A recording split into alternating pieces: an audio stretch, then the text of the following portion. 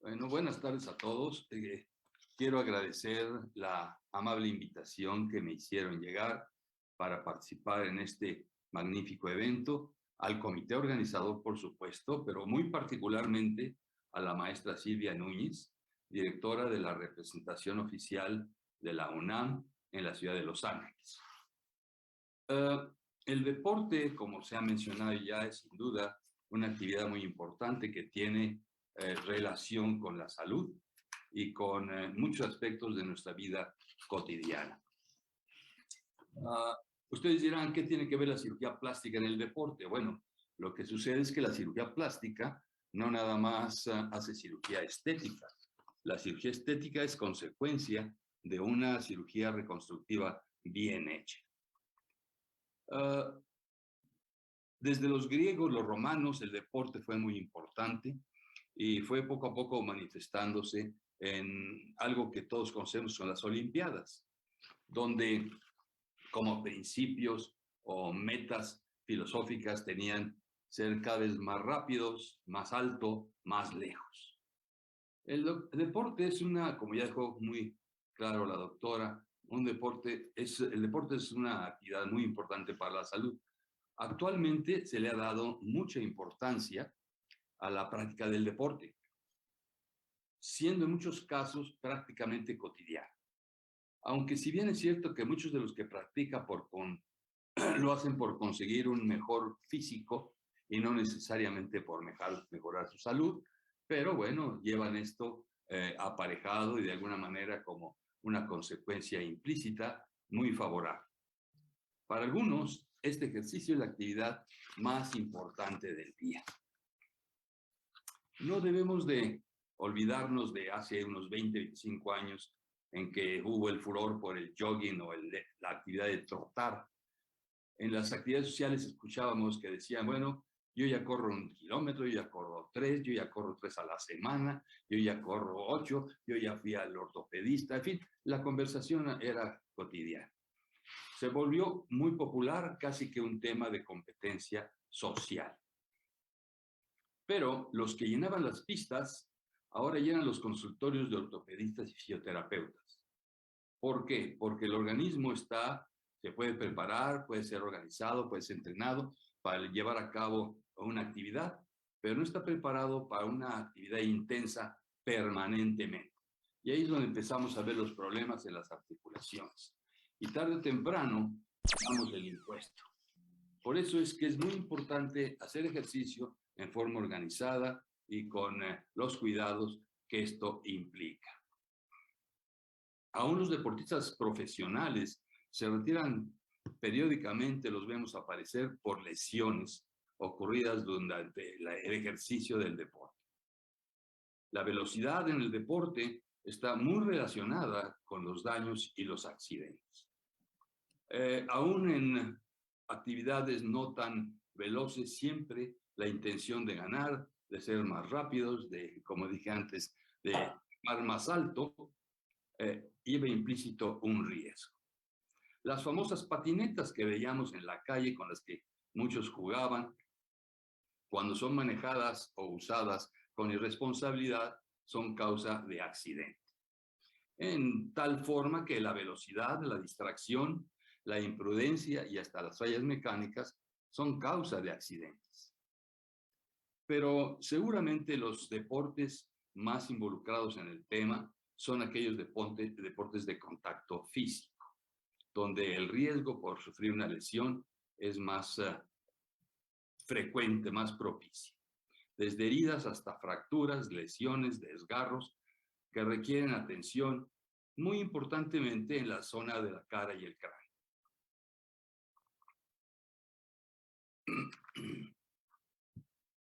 En el deporte profesional vemos cómo frecuentemente se retiran los deportistas de la cancha por haber sufrido lesiones.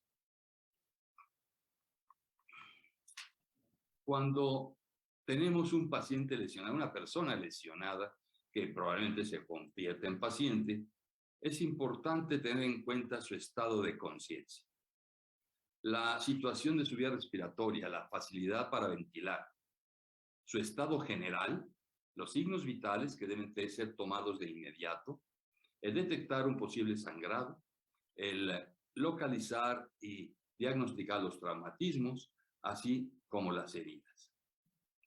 Las heridas en la zona craneofacial o el trauma mismo en la zona representa el 18% de los lesionados en actividades deportivas.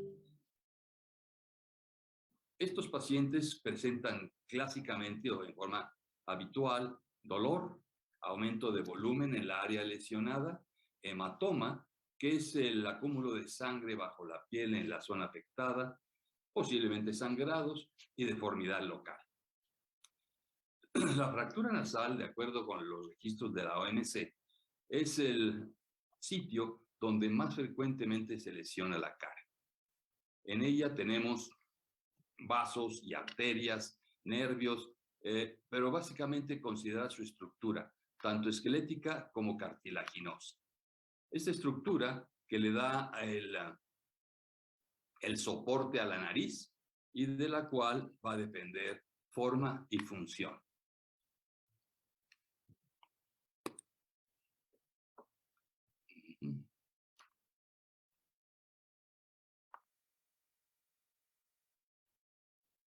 Aquí vemos la parte de la estructura cartilaginosa y la porción de la estructura esquelética que en conjunto forman la pirámide nasal. Cualquiera de estas alteraciones puede ocasionar una obstrucción nasal. Las fracturas pueden ser cerradas o abiertas, dependiendo si se comunican al exterior a través de una herida o no.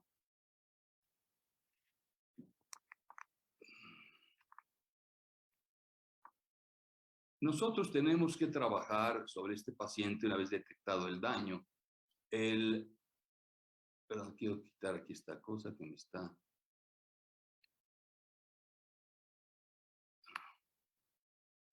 Ya, gracias. El daño, localizar las áreas de las fisuras, detectar huesos, detectar cartílago, localizar cualquier posible daño a nivel de la mucosa y del tabique. Proceder a alinear estas estructuras, darles un soporte mediante un empaquetamiento de gasa vaselinada y probablemente una ferilización externa con papel de microporo o yeso.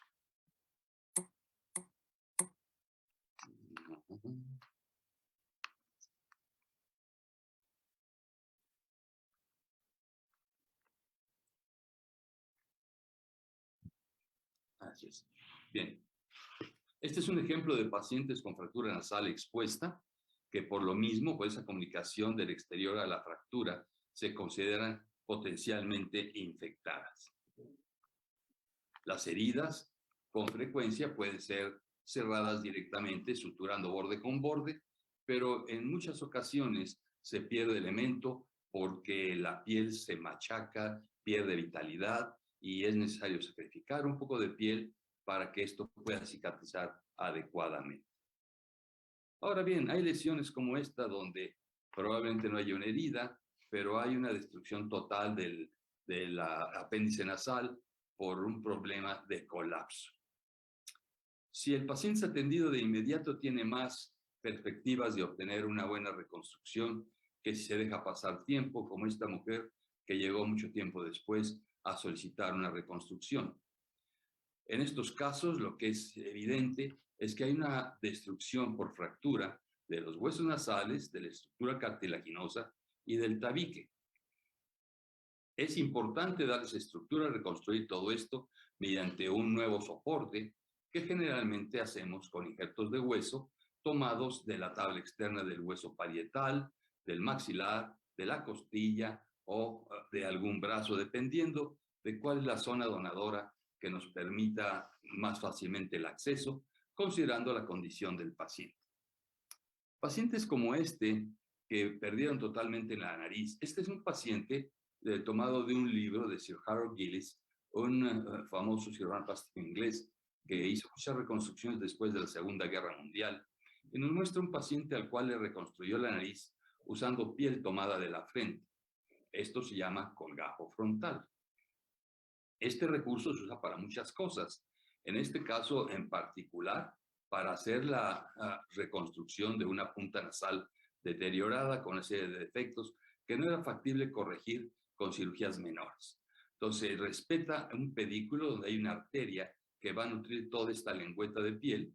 La piel se rota hacia la punta nasal donde se sutura y se reconstruye las fosas nasales, el dorso, y se cierra directamente la frente en forma transversal para que quede solamente una línea vertical como cicatriz. Posteriormente requerirá de otra intervención para seccionar esta base del colgajo y regularizar el dorso para lograr un resultado estético.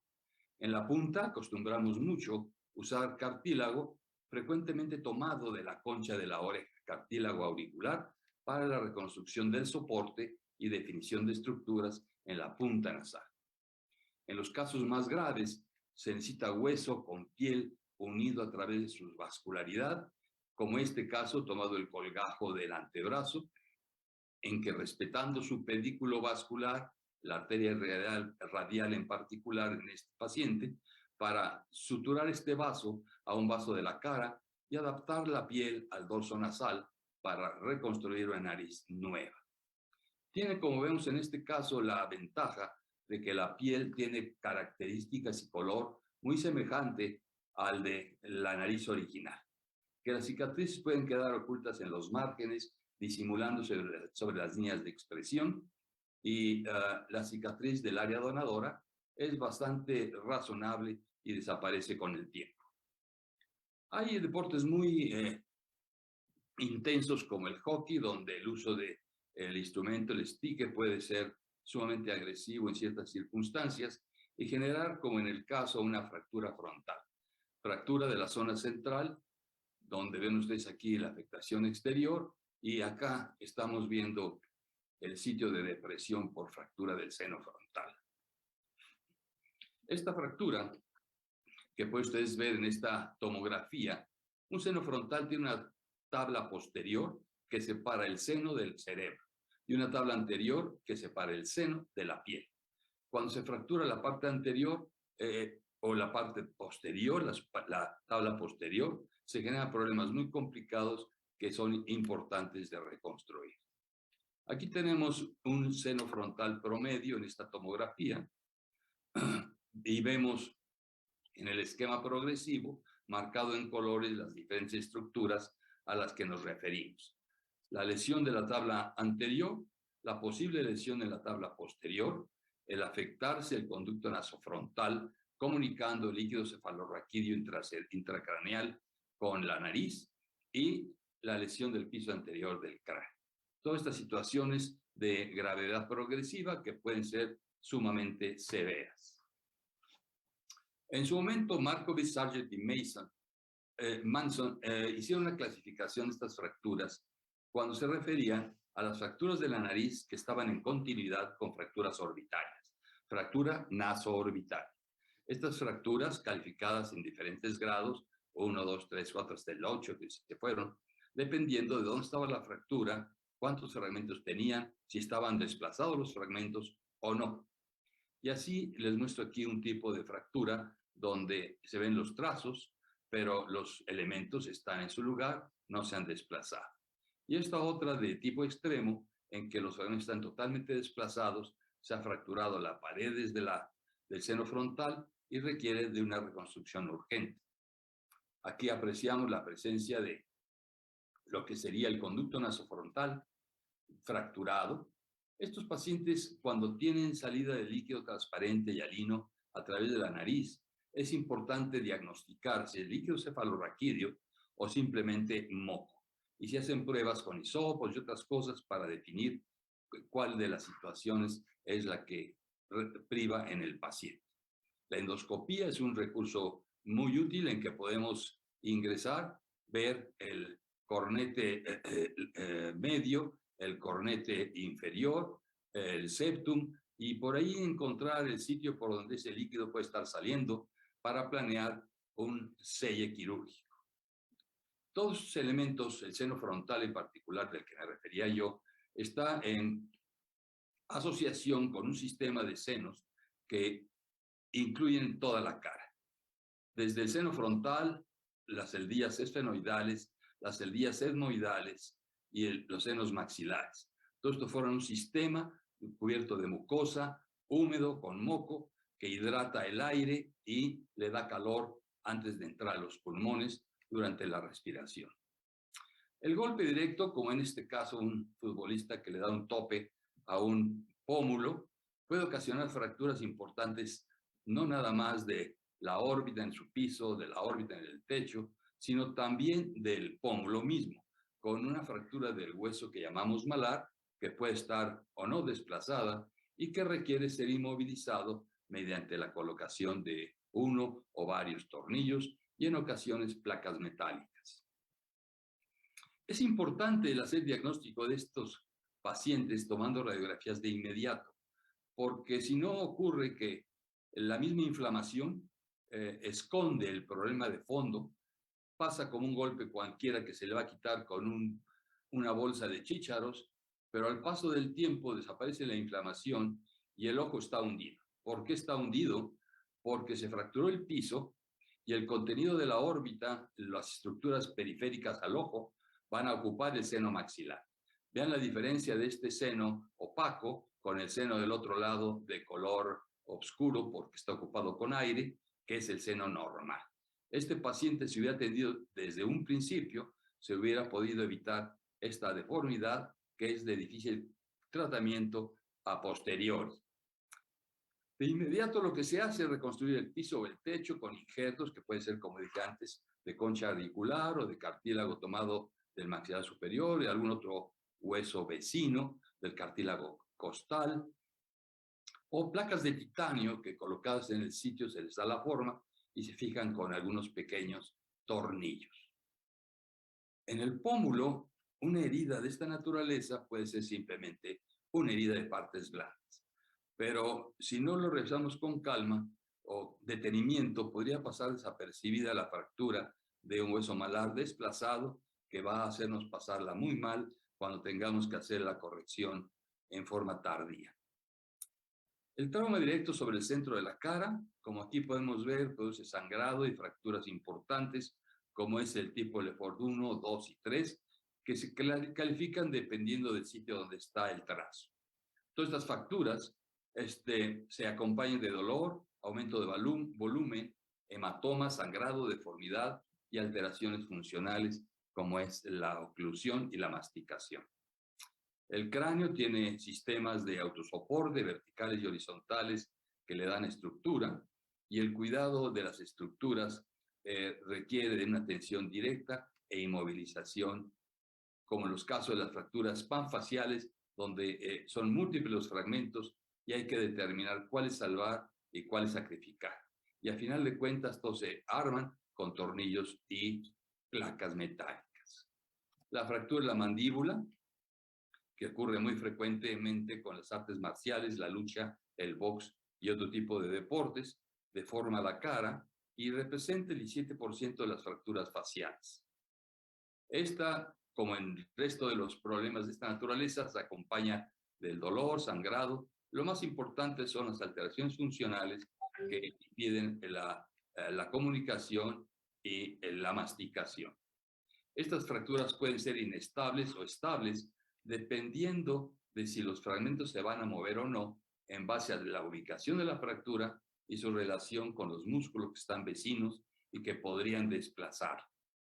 La fractura más frecuente es la del cóndilo, que es la superficie articular con que la mandíbula se desplaza del maxilar superior. La tensión tradicional era por medio de fijación maxilomandibular, con ligas y alambres que fijaba la mandíbula durante mínimo de 6 semanas para lograr la consolidación. Ahora lo manejamos con métodos de fijación interna, que son alambres y placas que mencionaba ya, y permiten al paciente salir con la boca abierta y comer prácticamente con normalidad a las 24 horas. Las fracturas del cóndilo, como dije ya antes, las más frecuentes, requieren de atención directa a través de una incisión, ya sea por delante de la oreja o por debajo de la oreja, que nos permita localizar los fragmentos desplazados, ponerlos en su lugar e inmovilizarlos con una placa. Vigilar la posible existencia de una fractura dentoalveolar, que también acompañan estos casos. Hay casos donde el trauma es de tales proporciones que la mandíbula casi deja de existir. Son muchos fragmentos pequeños difíciles de volver a armar y entonces usan placas de reconstrucción completas que van de lado a lado con un injerto óseo sin injerto óseo, pero que reconstruyen el contorno y la función mandibular. Las heridas se lavan, se suturan. Cuando la piel está ahí, como en el caso presente, a pesar de ser muy aparatoso, todo vuelve a su lugar.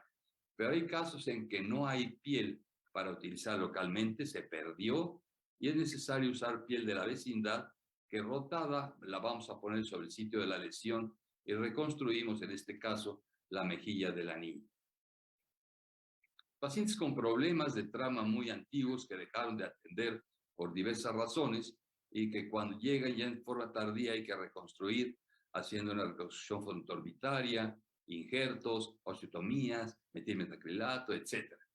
El uso del hueso craneal es un recurso excelente que nos permite darle forma a la nariz, al reborde orbitario, fabricar una órbita completa, formar un pómulo y alinear la nariz con una buena proyección. Pacientes con deformidades frontales craneales severas que se manejan de la misma forma con injertos tomados de la área vecina del cráneo, habitualmente la parietal, y posteriormente, como ya vemos aquí, colocar una prótesis ocular. En el Hospital Gia González, en el 2018, cumplimos 40 años de haber iniciado la clínica de cirugía craneofacial, donde hasta la fecha atendemos pacientes de estos problemas, pacientes con problemas oncológicos, pacientes con problemas congénitos y todos relacionados al área craneofacial. En el deporte, las lesiones de la mano son un factor importante de considerar. Aproximadamente el 40% afecta al dedo pulgar, el 20% al índice y al dedo medio. Cuando tenemos una lesión de esta naturaleza, es imprescindible hacer una exploración detallada para ver si no hay algo más que la piel afectada. La coloración de la piel, la presencia de alguna deformidad, el que existan movimientos normales o no, que la sensibilidad esté adecuada, etc. Frecuente es la pérdida de la punta del dedo, ya sea solo la uña o parte de la piel, parte del hueso, y se requiere usar elementos vecinos o prestados de la palma de la mano para hacer la reconstrucción. Cuidar que todos los elementos, músculos, huesos, tendones, nervios estén en su sitio y en continuidad. Inmovilizar las fracturas con la aplicación de clavos o tornillos. Revisar la continuidad de los vasos y de los nervios para tener buena circulación y sensibilidad. Aquí tenemos un paciente con una fractura importante del carpo, reconstruida e inmovilizada la fractura del dedo. En este otro caso, reconstruida con placas y tornillos. Y por último, la amputación. ¿Qué ocurre cuando un dedo es amputado? Hay que tomar el pedazo, reconstruir el esqueleto mediante clavos o tornillos y después unir nervios y vasos para cubrirlos finalmente con piel vital que represente seguridad para conservar la extremidad. ¿Qué hacer cuando alguien se amputa una extremidad? Nunca ponerlo en hielo, porque se va a quemar y va a perder vitalidad. Lo recomendable es ponerlo rodeado de una gasa húmeda, meterlo en una bolsa de plástico sellada y dentro de otra bolsa que tenga hielo, de manera que esté frío, pero no se moje. La isquemia caliente, es decir, ¿cuánto tiempo puede durar una pieza anatómica con capacidad de revitalizarse sin estar en el hielo? 6 horas. En el hielo se duplica a 12 horas. Problemas de tracción, jalones y arrancamiento igual afectan brazos, piernas y es necesaria cirugía a profundidad. Para terminar, las quemaduras que afectan en muchos deportes y que son calificadas de acuerdo a la superficie, el porcentaje de superficie corporal quemada, puede pasar desde una quemadura superficial o por líquidos o una quemadura intensa profunda que impida salvar el miembro. Muchas de las quemaduras son para abrasión, como es el caso de los arrastres de motocicleta, en que se pierden superficies cutáneas de piernas y manos. La reconstrucción de un muslo, como en este caso, una vez limpia la zona, quitando el material muerto, 2 colgajos, uno de cada lado, permite hacer el cierre para proteger y reconstruir ese muslo.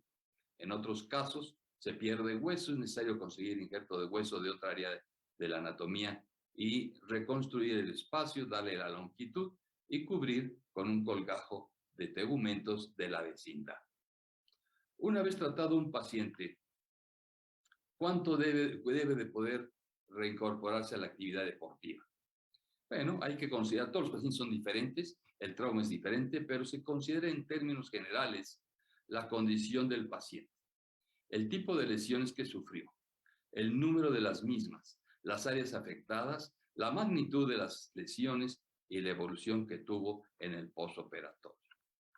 Ya que vimos todas las lesiones que pueden producir los deportes cotidianos, veamos cómo la humanidad se ha esmerado por aumentar la adrenalina circulante con el jogging, con el alpinismo libre en cemento, con el equilibrismo en montañas y barrancas, con el paracaidismo en sus diferentes facetas, salto libre, salto con pijama, alpinismo, motocross, snowboard, las botas de presión con aire para poder saltar sobre el agua y, ¿por qué no?, conversar con tiburones. La cirugía plástica tiene un papel importante en la atención de los deportistas y sus lesiones, tanto para lograr recuperar su función como para permitirles lograr resultados estéticos. Gracias por su atención.